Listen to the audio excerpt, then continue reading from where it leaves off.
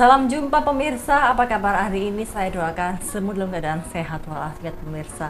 Pemirsa, senang sekali kali ini program acara Ngobras, Ngobrol Santai hadir kembali menyapa pemirsa yang di rumah. Dan tentunya pemirsa, wayang adalah salah satu kekayaan seni budaya Nusantara. Ada banyak sekali bentuk wayang, salah satunya yang unik pemirsa.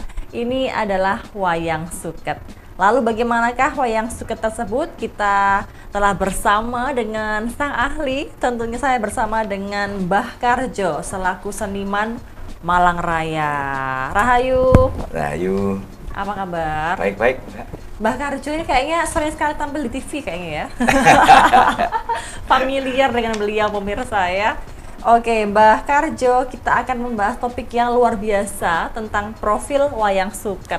Nah, ini sudah ada pemirsa, nanti dulu pemirsa ya kita bahas ya.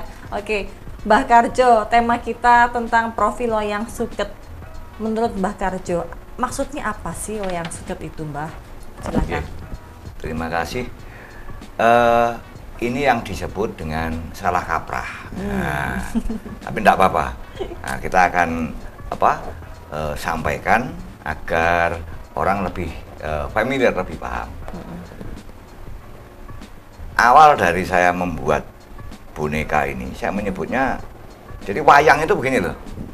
Wayang itu prinsipnya sumber sinar, penghalang sinar, dan layar. Baik. Maka yang ditonton oleh orang itu adalah bayang-bayang yang disebut wayang tadi.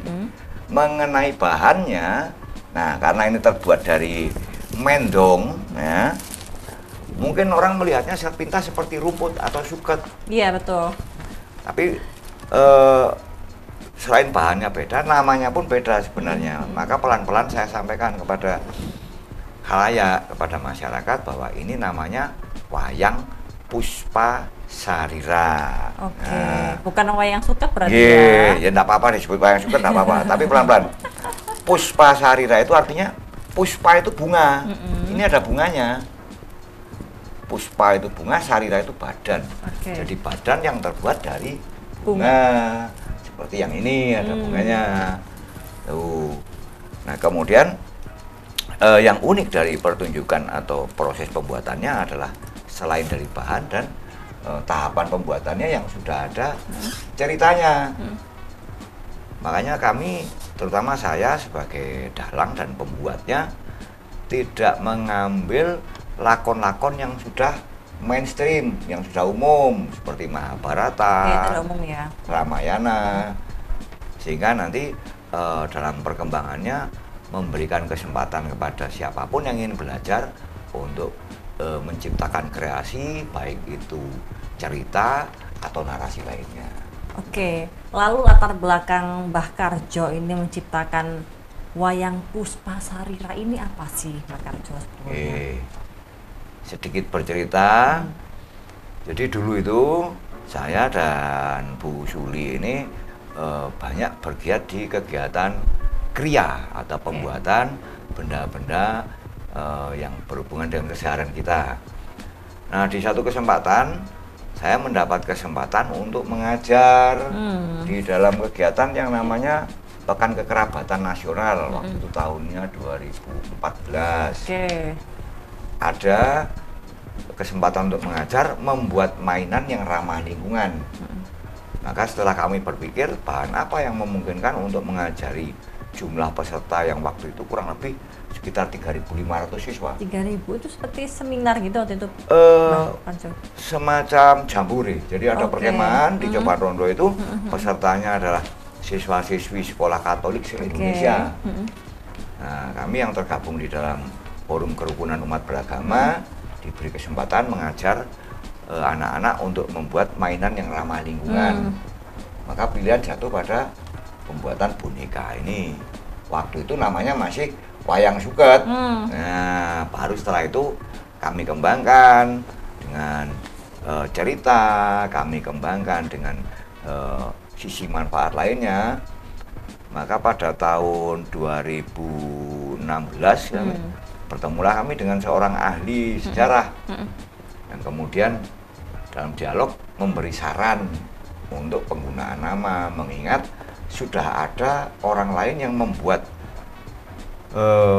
boneka wayang dari bahan suket Atau atau mendong. rumput. Kalau mendong belum waktu itu. Oh belum ya, Belum. oke. Kemudian? Nah, dan dari situlah kami mencoba untuk mengembangkan dengan harapan memiliki kekhasan, jadi tidak dianggap sebagai plagiat. Oke, berarti tahun 2016 mulailah berganti menjadi wayang Puspa Sarira begitu maksudnya? Nggih, Oke. Nah, kalau yang sebelumnya tahun 2016 kan kala itu masih bernama wayang suket yang nggih, sebetulnya ternyata sudah ada yang apa itu sama ya? nggih, ada. Itu waktu itu di wilayah mana juga atau gimana, Mbak Karjo? Waktu itu yang ada di luar, jadi ada yang dari Jawa Tengah, ada almarhum Kang Slamet Gundono, Oke. beliau ini juga seorang seniman teater, kemudian ada Mbah, waktu itu namanya, saya lupa namanya, tapi nama panggilannya Mbah Kepuk, yang sekarang diteruskan sama cucunya yang namanya Badri. Oke. Tapi bentuknya sama sekali berbeda. Tapi untuk apa itu bahan-bahan dasarnya sama seperti ini, wayang Puspa Sarira ini atau gimana? Setahu saya mereka menggunakan bahan yang namanya suket kasuran. Oke. Dan prosesnya sangat lama. Kalau ini cepat. Ini Dalam cepat waktu- bagi yang sudah terbiasa ya, Nih. Mbak Karjo ya. Dalam 20 menit saya bisa membuat bentuk seperti ini. Nah, itu nanti berikut dengan narasinya, kenapa membuat kepalanya, kenapa membuat lengannya, semua ada narasi. Oke. Nah, Mbak Karjo kalau yang di sebelah kiri Anti ini apa? Wayang apa? Ini Apa lakonnya ini? saya menggambarkan sosok perempuan. Ini saya menggambarkan sosok laki-laki. Oke. Jadi intinya dalam permainan atau pertunjukan wayang Puspa Sarira ini sebenarnya tidak banyak tokohnya. Jadi hanya dua macam, laki-laki, perempuan, tua, muda, gitu. Anak-anak, dewasa, hewan, tumbuhan, ya itu saja. Berarti tidak apa tuh seperti menokohkan wayang-wayang Ramayana enggak ya? Boten, Tidak ya? boten. Tapi saya bisa menceritakan tentang Ramayana, Mahabharata, karena saya dulu juga belajar dari dalang-dalang sepuh yang Right. memang memberikan materi tentang ini etika, memberikan materi tentang estetika, sehingga kami tidak meninggalkan aspek-aspek yang paling mendasar dalam pedalangan. Oke, lalu ini Mbah Karjo Nggih. tentang adanya inspirasi awal ini Mbah Nggih. Karjo. Bagaimana sih Mbah ini inspirasi awal mengembangkan wayang suket dengan bahan rumput kasuran ini seperti apa Mbah? Baik. Monggo. Oke, saya koreksi sedikit ya. Rumput kasuran itu yang digunakan oleh Mas Badri, Oke. cucunya Mbah Kepuk itu yang dari Purbalingga kalau nggak salah. Terus kalau Kang Slamet Gundono, saya lihat ada beberapa kali almarhum Kang Slamet Gundono juga menggunakan mendong. Nah, tapi khusus untuk saya mencoba mencari kekhususan agar selain untuk supaya mudah dikenali, terus kemudian memiliki ciri khas sendiri. Dan kan ini tujuan saya sebenarnya bukan untuk pribadi, jadi inginnya berbagi. Siapapun yang ingin belajar, siapapun yang ingin mengembangkan, kami tidak akan minta royalti. Kenapa kok nggak minta royalti, Mbah Nah, Karjo? Kan ini kan peluangnya juga lumayan cukup Iya. besar ya Mbah Karjo ya. jadi hak kekayaan intelektual, karena secara apa ya, saya bukan perkara kejujuran atau tidak ya, tapi kalau ngomong kenyataan, ini hanya terdiri dari satu simpul. Nah, hanya satu macam ikatan. Sementara ikatan itu dulu simpul itu penemunya ya kita nggak tahu. Saya hanya menirukan. Kalau saya tempel di sini jadi ini, saya tempel di sini. Jadi kayaknya belum pantas kalau saya minta cipta untuk karya yang sebenarnya saya masih belajar dari orang lain.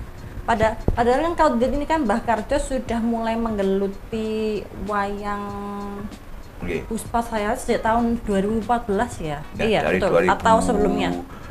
Jadi dari tahun 2001 sebenarnya saya sudah bermain-main dengan boneka, atau kalau dalam bahasa Jawa namanya golekan. Nah, ada yang dari tas kresek, ada dari kain perca, ada dari kayu, ada dari sabut. Nah, ini yang versi yang terakhir. Karena kalau yang dulu saya kan bercerita tentang lingkungan, bercerita tentang konservasi, tentang kerusakan alam dan sebagainya. Nah, kalau yang ini saya bercerita lebih luas lagi, lebih kepada apa, nilai-nilai kehidupan yang itu sifatnya universal dan tidak ada sekat umur gitu. Berarti kalau ini dilihat kan sudah hampir kurang lebih 10 tahun lebih ya ini Mbah Kardjo mendalami wayang Puspasarira ini. Kenapa kok tidak kepikiran untuk ada hak cipta gitu? 10 tahun lebih loh Mbak. Ya. Saya beranggapan bahwa itu tadi, saya mendapatkan keterampilan ini bukan murni 100% hasil pemikiran. Maka saya juga menghormati para pendahulu. Yang saya tanamkan adalah bagaimana kita berbagi. Kalau untuk ya siapa sih yang tidak butuh apa bahasanya anak sekarang itu? Ya, cuan. Cuan. Nah, tapi saya bisa mendapatkannya dari sisi lain. Contohnya untuk merchandise, kalau bahasanya anak sekarang loh ya. Ya, endorse dapat. Nah, jadi kita membuat yang memang kita jual. Baik. Berarti memanfaatkan peluang dari segi celah yang lain begitu ya, Mbah Kardjo maksudnya ya. Baik. Mbah Kardjo, berarti kalau untuk inspirasi itu sebetulnya udah berapa tahun awal ini? Ya dari tahun 2001. 2001 ya. Perak berarti. Perak berarti ya. 2025 perak. Oke, Mbah Kardjo ini mau ada yang lewat, kita break sejenak ya. Baik, kita dalam program acara Ngobras, ngobrol santai, nggak usah jeda. Jangan kemana-mana pemirsa.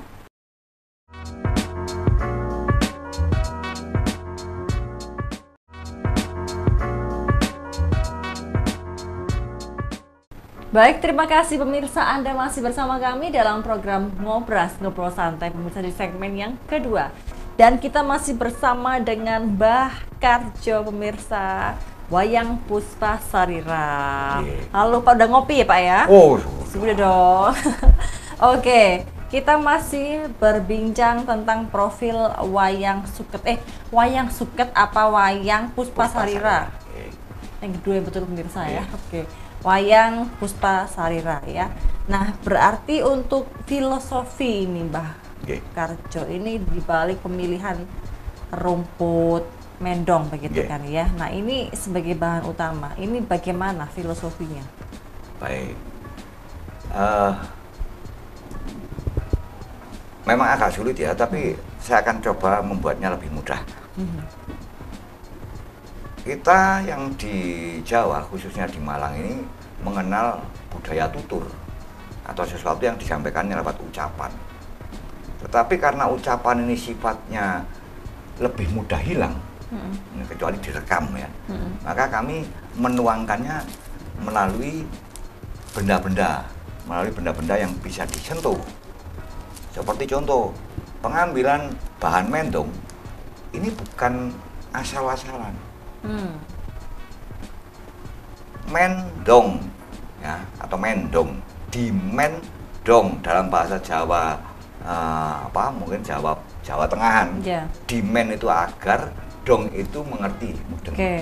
Artinya bahannya saja sudah merujuk kepada agar orang mengerti. Nah, kemudian panjangnya ini kurang lebih panjang bahan ini berapa? 100 jari. Berarti 100 jari itu kalau di senti, pakai senti mungkin sekitar antara 120 senti ya. 100 jari. Nah, di dalam 100 nanti kita akan bercerita. 100 itu kan nilai sempurna. Nah, 100 itu nanti yang 35 dia berdiri sebagai hari dan pasaran. Yang disebut pakai oton. Terus kemudian yang 20 ini berdiri sebagai aksara Jawa, Hana Caraka sampai Maga Batanga. Terus kemudian yang 9 itu nanti berdiri sebagai lubang utama di tubuh manusia, yang jumlahnya 9. Nanti 8, khusus untuk 8 ini, jalan mulia berunsur 8. Ini jeru lah sih kira. Nah, kemudian nanti 7, kita akan bertemu dengan dino atau hari 7. Nah, kemudian 6 ini nanti kita akan berbicara tentang penjuru. atau orientasi yang hanya 6. Depan, kiri, belakang, kanan, atas, bawah. Nah, kemudian 5, 5-nya kita akan ngomong tentang Pancasila, NKRI, harga-mati. Nanti 4-nya kita akan ngomong tentang 4 anasir alam, air, api, udara, tanah. Kemudian kita ngomong lagi 3-nya itu adalah Tri Pratomo yang akan menentukan dia nanti menjadi wayang perempuan atau wayang laki-laki. Tri Pratomo itu Guno Kaya Wirya kalau laki-laki. Kalau perempuan Gondo Rasa Rupa. Kemudian 2, ini kita akan bercerita tentang isinya alam hanya 2. Kalau nggak hidup mati, kalau nggak terang gelap. Nah, kalau nggak untung rugi dan sebagainya. Terakhir pribadi. Maka kalau dijumlah 1, 2, 3, 4, 5, 6, 7, 8, 9 tambah 20 tambah 35 dapat 120. Nah, ya. 100 jadi tadi. Nah, senyampang saya menceritakan tadi, biasanya saya menggunakan air untuk melunakkan ini. Nah, dilemesin. Berarti ini abis ini ketika pembuatan menggunakan air ya? Oke. Jadi ketika kalau nggak pakai air kenapa nanti Bang Harjo? Ini rapuh. Rapuh karena kering. Pecah gitu bentuknya. Putus nanti. Nah, nanti akan diawali dengan pembuatan hidungnya dulu seperti ini nanti. Ini yang sudah 35% jadi ini. Ini pembuatannya dari atas dulu ya memang ya. Jadi ya? hidung, terus kemudian membuat kepala, rambut, irung, kita tegese iso urung, nek basa Jawa arane grono, angger-anggere ono wong urip ki angger-anggere ono ora ngrep dan seterusnya. Kemudian rikmo atau rambut. Rikmo ini katari ing sukmo menggambarkan ketika orang menginjak usia kedewasaan, maka dia akan tertarik kepada lawan jenisnya. Maka sebenarnya wayang ini yang menarik bukan di ceritanya, tapi di upacara pembuatannya. Bahkan seperti ini kita nyebutnya gelung. Jadi wong aja tegel seneng tetulung. Turun lagi nanti ada leher yang namanya jonggo. Ojo sok nonggo ning aja lali karo tonggo. Turun lagi pundaknya, puji aja mung pendak dan seterusnya. Ya. Baik. Sampai di simpul terakhir pembuatan kaki. Oke, sekarang kalau kita ngomongin proses ya, Mbak Karjo, bagaimana proses pembuatannya? Ayo kita coba, Mbak Karjo. Jadi proses pembuatannya diawali dengan mengambil 6 batang mentong ini. Nah, 6 batang mentong ini sudah 1, 2, 3, 4, 5, 6. 6 ini kita akan belajar tentang yang namanya sat indrio. Sat itu 6, indrio itu kelengkapan. Kelengkapan hidup manusia ada 6. Pandulu untuk mengenali objek visual. Pangrungu mengenali objek-objek audio. Ya. Pandulu, pangrungu, panggondo yang di hidung mengenali objek bau-bauan. Kemudian pangecap yang ada di ujung lidah mengenali cita rasa. Kemudian panggraito yang ada di sekujur tubuh kita, terutama di permukaan kulit, untuk mengenali halus, kasar, panas, dingin. Nah, dan yang terakhir adalah pangroso.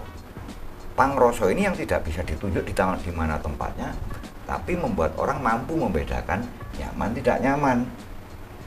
Maka dari sinilah manusia memiliki 6 kelengkapan hidup. Nah, ini saja sudah bisa dipakai untuk mengembangkan potensi diri. Nah, baru kita awali dengan pembuatan hidung. Kenapa harus hidung? Apa hidung dulu? Nah, orang tidak makan 1 minggu kuat. Enggak. Orang tidak minum 3 hari kuat. Tapi kalau nggak bernafas, nah, game over. Maka dimulailah dari hidung. Nah, setelah hidung, kita akan memulai membuat bagian kepala yang lain. Contohnya ini rambutnya. Nah, dan dari sinilah nanti kita akan mendapatkan bentuk yang nanti kita pakai semua. Jadi 5 batang kita pakai semua. Untuk tangannya kita pasang terakhir. Nah, begini ini saya menggunakan yang kering ya, jadi kemungkinan nanti patah. Tapi saya siapkan yang sudah setengah jadi. Nah, ini. Jadi disebutkan kenapa disebut sirah kui isine wewarah. Memang untuk belajar seperti ini tidak hanya sekedar belajar keterampilan tangan, Iya. tetapi kita juga akan belajar tentang sastra, kita akan belajar tentang bahasa, Betul. karena bahasa itu juga akan menunjukkan kehalusan budi pekerti. Nah, orang-orang dengan kecerdasan tinggi, dengan kemampuan berkomunikasi yang bagus, biasanya ini memang akan menghasilkan generasi-generasi yang mampu membawa perubahan di masa depan. Beda dengan orang-orang yang mungkin karena kurang belajar, dia tidak memiliki kemampuan yang sederhana saja, mungkin kemampuan menyampaikan kata-kata. Kalau bahasa sekarang mungkin public speaking. Gitu. Iya. Nah, ini bagi kami merupakan pelajaran wajib. Nah, ini kepalanya sudah jadi. Oke. Nah, nanti tinggal diikat begini. Nah, kita dalam proses pembuatan baru menggunakan satu macam simpul. Memang ada yang lebih dari satu macam simpul? Ada, Mbah Karjo? Kalau simpul di dalam keterampilan tali temali, simpul itu kurang lebih jumlahnya ada 16 macam. Ini baru kita gunakan satu. Ini ada yang menyebutnya sebagai ini feston. Nah, itu kalau pakai bahasa Inggris ya, mereka menyebutnya simpul feston. Nah, ini kepalanya jadi, kita buat gelungnya di sini. Tapi nanti ke depannya akan bikin simpul lebih dari satu atau gimana? Iya. Ke depannya. Saya untuk pembuatan gunungan, untuk pembuatan figur hewan, tumbuhan, saya menggunakan banyak simpul. Nah, ini kan kalau untuk pembuatan figur hewan juga sama, proses awalnya dari hidung juga? Enggak, Atau lebih bebas. Okay. Kalau ini kan memang kami mendesain ini bagaimana proses ini menjadi menarik, karena kekuatan kami hanya di sini. Dari sisi bahan jelas kami kalah. Bahan ini mungkin bertahan ya, kalau tidak terkena cuaca bisa tahan sampai 7 tahun. Tapi kan nilai ekonomisnya kan beda dengan yang bahan lain, seperti wayang kulit yang memang kulitnya sendiri sudah cukup mahal, proses pembuatannya membutuhkan pelajaran tata suling dan sebagainya. Nah, ini pun di sini kita ajarkan juga. Setelah membuat kepalanya ini, nah untuk lehernya kita buatkan dengan 4 simpul. Oke. 4 simpul ini biasanya saya pakai sedikitnya 3. Jadi kalau untuk laki-laki saya buat 3. Kadang nanti saya ceritakan tentang Tri Pratomo yang menyediakan tentang syarat untuk jadi laki-laki dan perempuan. Kemudian untuk pembuatan perempuan beda. Nanti bagian depannya ada payudaranya. Ini ada 4 simpul. Ini yang akan menggambarkan tentang catur bakti. Apa maksudnya itu? Catur bakti, catur itu 4, bakti itu penghormatan. Oke. Nah, kita akan mengajarkan tentang penghormatan. Oke, kita akan mengajarkan tentang penghormatan ya. Iya. Kalau tadi ini membuat tokoh laki-laki tadi ini ya? Ini masih belum tahu nanti jadi laki-laki atau perempuan. Nah, jadi catur bakti itu nanti mengajarkan kita tentang etika dasar, penghormatan kepada sesama, penghormatan kepada raja, penghormatan kepada orang tua dan mertua, penghormatan kepada guru. Baik. Mbah Karjo ini mau ada yang lewat ini, tapi semakin malam makin seru ya. Kita sambung dulu nanti Mbah Karjo sambil ngopi dan makan malam ya setelah ini ya. Baik, tetap dalam program acara Ngobras Ngobrol Santai Saja. Jangan kemana-mana pemirsa.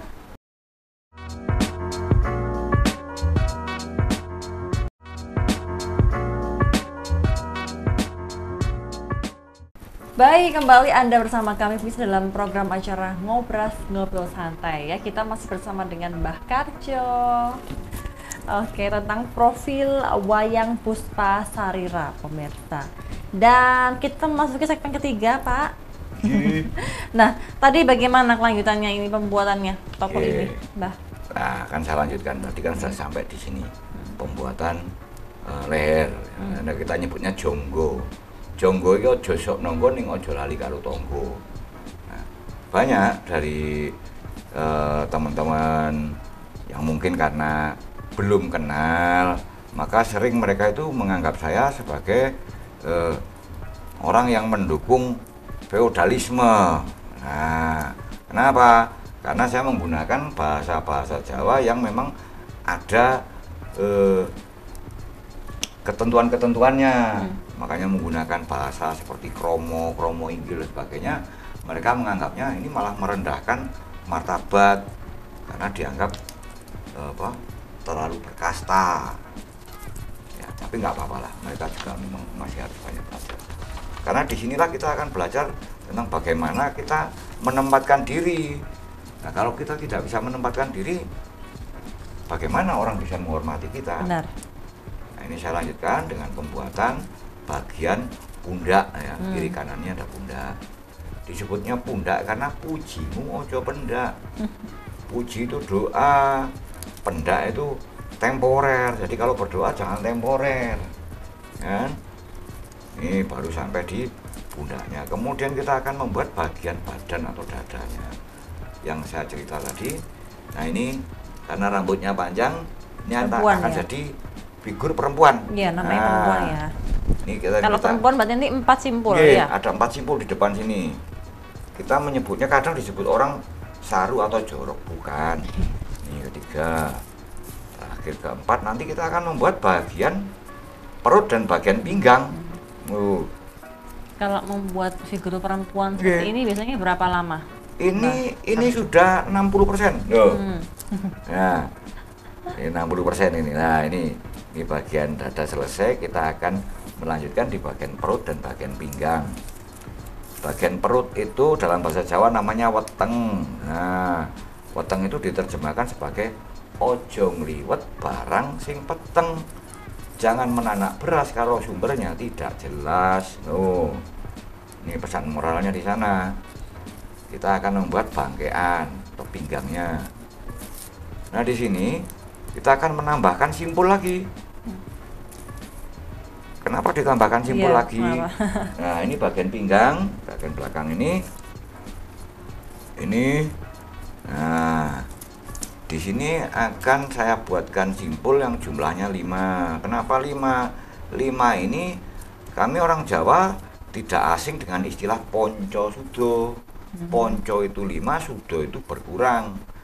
Dalam keseharian kita ini akan kehilangan 5 hal. Apa saja itu? Nah, dengan bertambahnya usia ya, berarti hilangnya umur. Nah, hilangnya kesegaran badan. Hilang. Dan itu memang harus dijelaskan. Kenapa ditaruh di belakang? Karena orang taunya setelahnya, after, bukan before. Yes. Nah, makanya sesal itu adanya di belakang. Penyesalan di belakang. Kalau di depan namanya DP.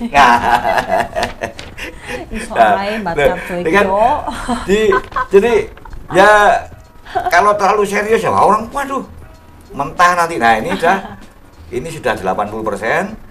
Saya buat terakhir nanti akan kita pasang lengannya. Nah, yang penting itu lengan. Nah, lengan itu penting nanti. Dipasang lengannya. Kenapa lengan yang terakhir? Karena memang nah, ini badannya jadi ini dari 5 saya tambah yang ke-6 untuk menjadi lengan. Saya pasang. Disebutnya lengan kalau dalam bahasa Jawa. Kenapa lengan? Kudu ndeleng nek duwe angen-angen. Harus lihat kalau punya angen-angen. Ya. Mentang-mentang punya angen-angen nggak lihat-lihat. Nah, jadi harus ada introspeksi. Nah, ini kan selesai. Lengannya ada 2, kiwa lan tengen. Kiwa tegese iki kang nggawa, tengen tegese anteng angen-angen. Jadi suksesnya orang itu tergantung 2 hal. Nah, iki kang nggawa artinya dia tahu potensi dirinya, dan tengen anteng angen-angen atau yang kita sebut dengan konsentrasi. Jadi orang yang memiliki konsentrasi dan tahu potensi diri sudah bisa dipastikan sukses ada di depan mata. Nah, ini kan sudah jadi. Sudah hampir jadi ya. Nah, bukan hampir, sudah jadi. Ya. Nah, buat mandi. Terima kasih Mbak Khadijah. Nah, ini kalau cara memainkannya pakai sinar. lampu, nggih. Nanti akan diperagakan. Jadi yang ditonton itu adalah bayang-bayang atau ayang-ayangnya. Dengan begitu pesan-pesan yang kita sampaikan ringan-ringan saja, tetapi akan membawa kesan yang mendalam karena bukan hal yang harus dipelajari dengan jelimet. Betul. Nah, Mbak Karjo, kalau pembuatan wayang ini, wayang tokoh perempuan ini biasanya berapa lama sih? Ya, kalau tanpa belum narasi, kalau yang belum terbiasa ya. Kalau step by step ikut saya ya, mungkin setengah jam jadi lah. Setengah jam ya. Itu tanpa narasi. Tanpa narasi. Kalau dengan narasi kan saya harus ngajari benar-benar karena di sini kita akan banyak belajar tentang sastra, tentang kriya, ya, terutama tentang etika. Karena dari sinilah kita akan belajar tentang banyak hal. Dan tidak salah ketika kemarin itu saya diberi titipan nama Puspa Sarira. Puspa itu kan kembang. Orang Jawa juga menyebutnya lambang, simbol-simbol. Nah, inilah yang nantinya saya harap suatu saat nanti akan menjadi kebanggaan kita bersama bahwa no royalty boy, PNKB rek. Nah, PNKB rek. Nah, ini kalau untuk penyimpanannya biar awet gimana cara nyimpannya, Mbah? Tanpa tambahan bahan pengawet.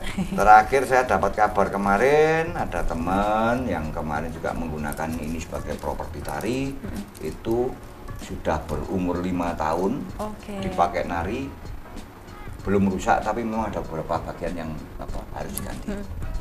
Kalau ini umurnya 2 tahun. Ini 2 tahun? 2 tahun. Kalau ini apa, Mbah? Sama. Ini lebih besar begitu ya? Ya, ini untuk permainan yang tanpa layar. Jadi kita bermain sehingga dia visible atau nampak dari jarak 5-10 meter. Biasanya ini Mbak Karjo untuk perform acara apa kalau yang tanpa layar ini? Ya kadang-kadang kita diajak atau diundang untuk main di acara gathering, di acara ulang tahunan atau teman-teman yang punya kegiatan pagelaran seni, tapi siang hari. Jadi kita coba dengan cara membuat boneka yang tidak menggunakan layar. Semuanya bentuknya ya ini harus dibuat lebih gede. Kalau misalnya bentuknya dibuat agak besar, berarti juga ukurannya dari mendongnya pun juga berbeda, bukan mendongnya lagi sama. 100 mendongnya sama, jari, tapi tidak dibuat upacara gitu loh. Jadi kalau yang ini tadi kan, yang ini yang upacara yang memang bahasa. Kalau bahasanya anak-anak sekarang itu apa? Reguler. Reguler. Apa itu?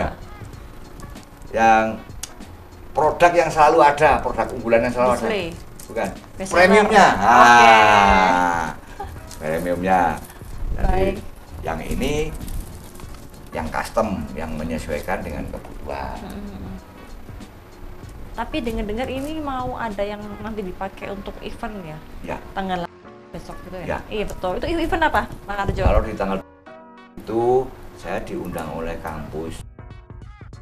Nanti kita akan ada semacam workshop sekaligus pertunjukan. Jadi Mbak Karjo bikin karakter kayak gini lagi? Kita membuat bersama-sama, kita mainkan bersama-sama. Kalau besok tanggal 16 saya mau ke Tulungagung, Nyuwun Pangestu, ini juga mau jalan-jalan ke Tulungagung. Jalan-jalan ya, dalam pernah jalan-jalan ya. Baik. Sampang dulur ya. Nah kalau untuk pemula ini Mbak Karjo, ini tingkat kerumitan dan kesulitannya apa sih ketika mereka pembuatan wayang Puspa Sarira ini? Sebenarnya sesederhana ya. Kalau orang tidak berani bisa kita hantar, tapi kalau tidak mau tidak bisa dipaksa. Jadi kalau orang itu memang minat, kita belajar membuat sama-sama bareng-bareng, tidak butuh waktu lama. Yang penting itu tadi. Jadi ada dialog dulu di depan, ingin apa yang membuat, tidak harus persis seperti saya. Anda punya kreasi, mungkin hanya dengan dibentuk pelintiran seperti ini, nanti diugal dan sebagainya, kenapa tidak? Saya tidak akan memaksa Anda atau siapapun untuk persis seperti saya. Saya hanya ingin menularkan semangat bahwa ini ada alat, ini ada bahan, bagaimana kita berkreasi.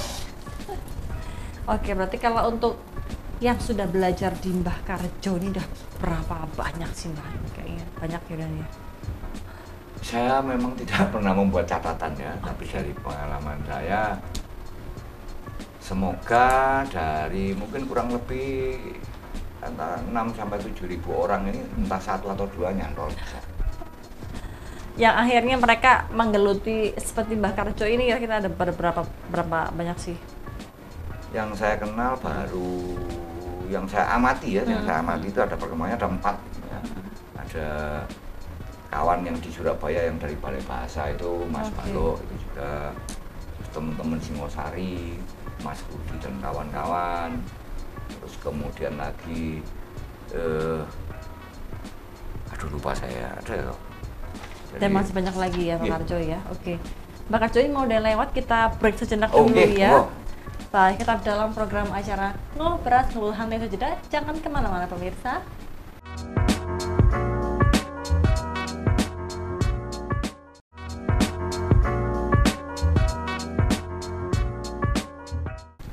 Iya, terima kasih pemirsa, Anda masih bersama kami dalam program acara kecintaan Anda di program Ngobras Ngobrol Santai pemirsa ya. Kita di segmen keempat masih membahas tentang profil wayang Puspasari dan pemirsa. Saya masih bersama dengan Mbah Karjo. Baik, ini yang ternyata sudah banyak sekali trip kemana-mana ya Mbah Karjo ya. Dalam rangka dolar sekaligus membuat wayang Puspasari ya, perform ya. Baik. Mbah Karjo, kalau kita berbicara tentang adanya simbolis ini Mbah Karjo ya, bagaimana sih Mbah Karjo tentang adanya simbolis karakter wayang seperti Arjuna, kemudian Semar dalam wayang Puspasari ini mempresentasikan aspek tentang kehidupan, apakah itu betul? Jadi seperti saya sampaikan di depan ya, saya menggunakan wayang ini, boneka Puspasari ini dengan nama-nama yang saya kreasikan. Saya memang tidak mengadopsi Mahabharata atau Ramayana. Namun, mungkin satu contoh, saya bawakan cerita seorang ibu dan bapak yang akan nuturi anaknya. Ini bawahnya anaknya. Nah, ini Pak Darmo, ini Mbok Darmi, ini anaknya Budi umpamanya. Ini bisa bercerita tentang wayang, umpamanya bapaknya yang cerita. Dalam bapak, apakah kamu sudah pernah mendengar cerita tentang seorang satria yang gagah perkasa? Belum Pak. Siapa itu Pak? Oh, itu namanya Gatot Kaca. Nah ini kan dia tetap sebagai Pak Darmo. Nah, ini sebagai Budi tapi bercerita tentang wayang Mahabharata. Jadi tidak harus saya bawakan, oh ini tak jadikan Gatot Kaca. Nah, atau ini bercerita tentang si Budi yang belajar menari Gatot Kaca Gandrung. Nah, dari situlah akan semakin membuka wawasan bahwa orang tidak harus menghafal cerita yang sangat rumit, karena Mahabharata sendiri panjang karakternya, bisa belum ribuan ya, tapi kalau angka 300 saja lebih. Bagaimana bisa menghafalkan 300 nama dengan sekian karakter? Nah, kami juga mulai merangsang atau mengajak teman-teman untuk mengolah baik itu informasi yang didapat atau ide-ide itu untuk dituangkan, tetapi ya itu tadi dengan kita bekali etika. Oke, baik. Berarti intinya etika bekalnya gitu ya, Mbah Karjo. Nah, Mbah Karjo, kalau kita ngomong tentang adanya peran ini Mbah Karjo ini, apa sih Mbah Karjo peran dari wayang Puspasari ini dalam melestarikan tradisi dan kearifan lokal ini, seperti apa perannya? Yang pertama, semoga nanti kalau ada keliru, ada yang teman-teman yang koreksi. tradisi itu adalah metode. Jadi tradisi itu metode. Sedangkan alat dan bahan menyesuaikan zaman. Nah, kearifan lokal secara tradisional disampaikan, mungkin kurang lebihnya seperti itu. Nah, jadi nanti suatu saat seandainya benda atau materi ini tidak lagi kita dapatkan, kita mungkin masih bisa menggunakan bahan lain, sintetik, baik itu plastik atau kertas atau yang lain. Iya, benar. Tetapi nilai-nilai yang akan kita sampaikan, terutama nilai-nilai moral. Karena nilai-nilai moral ini setahu saya di dalam sejarah dari zaman ribuan tahun lalu sampai sekarang perubahannya sangat sedikit. Sama seperti kejujuran, mau zamannya tahun 1 sekarang tahun 2000 masih tetap kejujuran ada nilainya. Demikian juga tentang kecurangan, orang yang melakukan kecurangan baik itu di tahun Masehi tahun 1 sampai dengan 2025 ini, orang yang melakukan kecurangan juga akan mendapatkan konsekuensi yang berat juga. Maka yang kita sampaikan adalah penanaman nilai-nilai melalui cara-cara yang disebut tadi itu. Tradisi. Nah, kalau untuk pengakuan sendiri ini Mbah Karjo, ini bagaimana sih Mbah Karjo ini wayang Puspasarira ini mendapat pengakuan sebagai warisan budaya tak benda ini seperti apa? Mbah Karjo. Terima kasih, sebuah tantangan yang memang harus kita hadapi. Warisan budaya tak benda. Seperti yang tertulis di sana, bendanya mungkin bisa lapuk, rusak, termakan oleh usia. Tetapi intangible, sesuatu yang ada di dalamnya, seperti tadi saya bercerita tentang jumlah hari yang 7, tentang indera manusia yang ada 6 dan sebagainya. Ini yang kita tanamkan melalui media ini. Nah, saya baru ingat tadi yang belum terjawab ya. Saya belum bisa menyebut namanya karena saya belum memperoleh bukunya. Jadi ada seorang teman yang sekarang menggarap tesis dengan judul Wayang Puspasarira sebagai media pembelajaran Pancasila. Memang itu pernah kami lakukan dan juga menjadi bahan penelitian sehingga dituangkan dalam bentuk karya tulis atau tesis.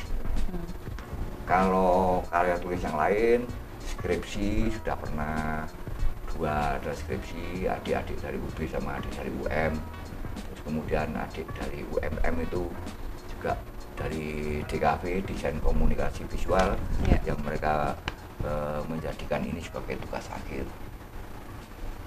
Oke, tapi ini menarik ya, tadi dikaitkan dengan tesis ya, apa itu dikaitkan dengan Pancasila begitu.